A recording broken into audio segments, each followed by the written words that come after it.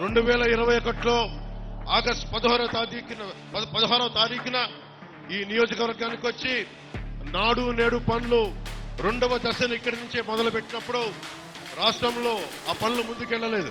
పొద్దున వైసీపీ నాయకులు వచ్చి ఎంపీగా కానీ ఎమ్మెల్యేలుగా కానీ మన కోనసీమలో తిరుగుతున్న ఒకటి అడగండి, ఈ హామీల సంగతి ఏమైందని అడగండి. అప్పన్నపల్లి లిఫ్ట్ ఇరిగేషన్ ప్రాజెక్ట్ మంజూరులో 40 కోట్లు చిట్టన్న చెప్పాడు, నేను ఇస్తున్నానని చెప్పాడు. ఒక్క పైసా కూడా రాలేదు. ఈ ప్రాజెక్ట్ వస్తే 4000 ఎకరాలకి ప్రయోజనం కలిగేది. వెదురుపీడం కాజ్వే నిర్మాణం చేస్తామని హామీ ఇచ్చారు. ఇందాక గిడ్డి సత్యనారాయణ గారు చెప్పినట్టు వరద వస్తే ఈ ప్రాంతంలో గ్రామాలు మునిగిపోతా ఉన్నాయి. దానికి 25 కోట్లు బడ్జెట్ మంజూరు చేస్తామని చెప్పి వాటిని కూడా పక్కన పెట్టారు. 2022 జూలై 6న గోదావరి వరదల సమయంలో ఊడిముడి లంక ఆ సమీపంలోని లంక గ్రామాల్లో జగన్ పర్యటించి అక్కడ ప్రజలకి గ్రామాలు నది కోత గురవుతున్నాయి, శాశ్వత పరిష్కారం చూపిస్తానని చెప్పి 30 కోట్లు ఖర్చు పెడతామని ఈ రోజుకి ఒక్క పైసా కూడా ఖర్చు పెట్టాం. 23 ఆగస్టు 8న గోదావరి వరదలు వస్తే వరదల నుంచి కోనసీమలో ఉండే తీర ప్రాంత గ్రామాలన్నిటికీ గట్లు పటిష్టం చేస్తామని చెప్పి 200 కోట్ల విలువైన హామీలు ఇచ్చారు. ఈ రోజుకి ఒక్క పైసా పని చేయలేదు. దేవుడు వరమిచ్చినా పూజారి వరమేమలేదన్నట్టుగా గెయిల్ పరిశ్రమ సోషల్ రెస్పాన్సిబిలిటీ కింద అగ్నిమాపక కేంద్రం కావాలని చెప్పి ప్రజలందరూ కోరికితే ఫైర్ ఇంజిన్ కొనిచ్చారు, కానీ ఈ రోజుకి సిబ్బంది లేదు, బిల్డింగ్ లేదు. ఇలాంటి ప్రభుత్వం మనకి కావాలా? ఆంధ్రప్రదేశ్కి కావాలా లేదా? మీకు ఉద్యోగాలు ఇవ్వని ప్రభుత్వం, ఆడబిడ్డలకి భద్రత లేని ప్రభుత్వం, ధరలని గిట్టుబాటు ధర రైతాంగానికి గిట్టుబాటు ధర ఇవ్వని ప్రభుత్వం, ఈ ప్రభుత్వం కావాలా లేదా అనేది మీరు ప్రతి ఒక్కరూ ఈరోజు ముందు కాకుండా ఇంటికి వెళ్లి మీరందరూ ఒక సమాలోచన చేసి మీరు నిర్ణయం తీసుకోండి. అలాంటి కొబ్బరి రైతాంగానికి, వరి పండించే రైతాంగానికి మేమందరికీ మీకు అండగా ఉంటాం. నేను పిఠాపురం నుంచే పోటీ చేస్తున్నాను. నేను మీకు అందుబాటులో ఉంటాను. ఒకప్పుడు సర్ ఆర్థర్ కాటన్ మీకోసం ఎలా పనిచేశాడో మా కూటమిలోని ప్రతి ఒక్కరూ మేము అలా పనిచేస్తాం. మన డెల్టా ప్రాంతాలను కానీ, మన మెరక మెట్ట భూములు కానీ, మనకి కాలువలకి దూరంగా ఉండే పొలాలకు కూడా నిజంగా నీరు అందించాల్సిన అవసరం ఉంది. కనీసం 5 కోట్ల ఇరిగేషన్ శాఖ వాళ్ళకి ఇవ్వాల్సిన అవసరం ఉంది. ఎందుకంటే వాళ్ళకి లిఫ్ట్ ఇరిగేషన్ చేసి దూరంగా ఉండే పొలాలకి ఇద్దాం డబ్బులు ఇద్దాం 5 కోట్లు కూడా రిలీజ్ చేయలేకపోయారు.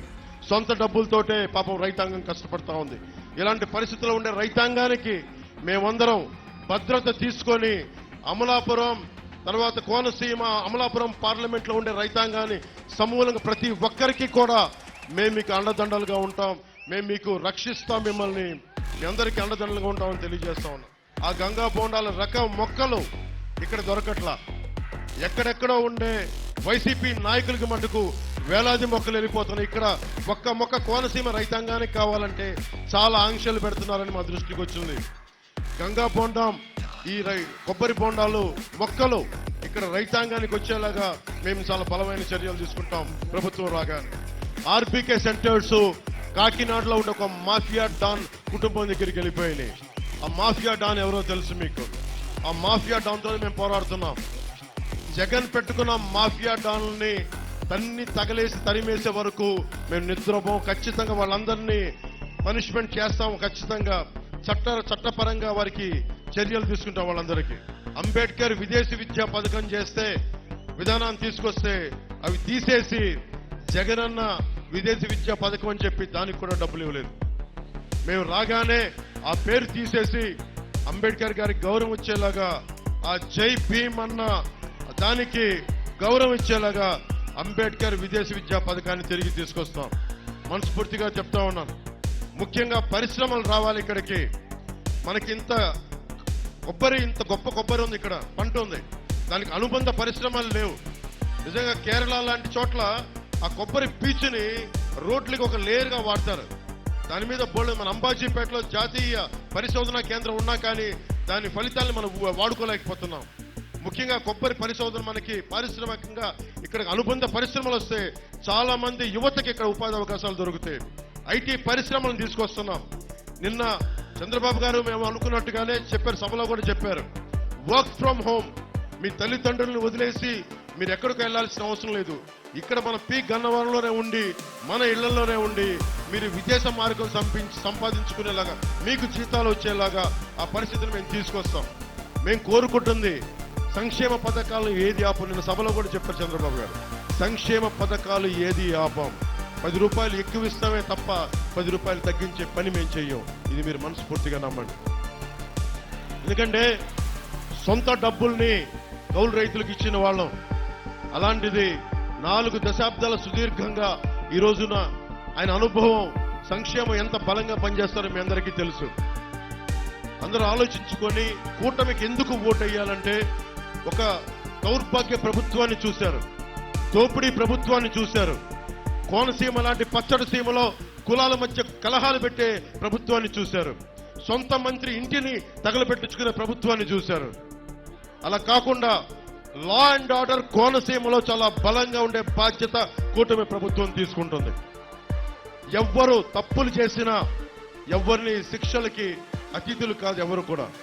అలాంటి భవిష్యత్తులో అలాంటి లా అండ్ ఆర్డర్, బలమైన లా అండ్ ఆర్డర్ ఉండేలాగా, ముఖ్యంగా అన్ని వర్గాలకి న్యాయం జరిగేలాంటి ప్రభుత్వాన్ని తీసుకొస్తామని మీ అందరికీ తెలియజేసుకుంటూ, నాకే బాలయోగి గారు ఒకటే కోరుకున్నారు, చిరకాల వాంఛ, బ్రిడ్జిలు కలవాలి. మనకి రామచంద్రాపురం నుంచి మన అమలాపురంకి ఇంకా రావాల్సిన బ్రిడ్జిలు ఉన్నాయి.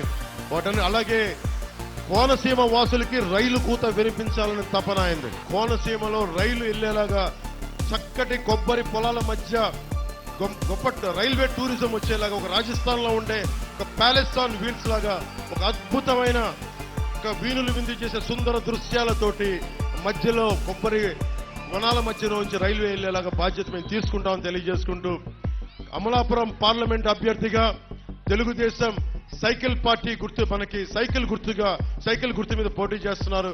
వారికి మనందరూ బలమైన మెజారిటీ తోటి హరీష్ గారిని, బాలయోగి గారి అబ్బాయి హరీష్ గారిని గెలిపించవలసిందిగా మనస్ఫూర్తిగా కోరుకుంటా